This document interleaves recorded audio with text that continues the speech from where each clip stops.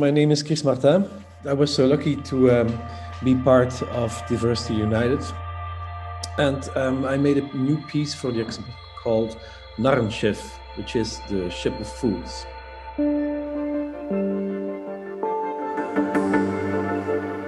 To me, Europe means a ship of fools. The work was based on a painting of Jeroen Bosch, The Ship of Fools. And you see two nuns and two monks, all kinds of people like drifting, going to nowhere. And the ship is driven by a ladle, a kind of spoon, which is highly inefficient.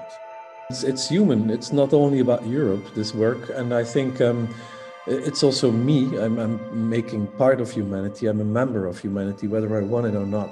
You cannot escape that. And so the work is very simple. It's a huge mirror. So everybody coming in the room is being reflected by that mirror. Just everybody, without exception. So the mirror is in the shape of a boat, and you are in that boat whether you want it or not. And at the edge of the mirror, I suspended a spoon as a tool to get on. Or maybe when there is a hole in the boat and water is pouring in, you have only the spoon to make sure you're not sinking. And there is only one spoon for that bunch of people.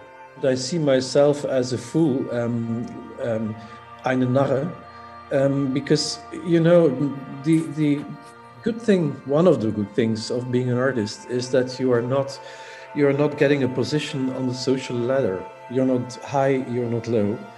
And but people might think you are not making part of society, and that's a mistake. I mean, the fool who can say anything to the king without being beheaded afterwards is very important to the king, for he's functioning as a mirror for that person. So as an artist, it's very important to observe the world and to give something back in a cryptic way by an artwork that might function as a mirror to who's looking at it.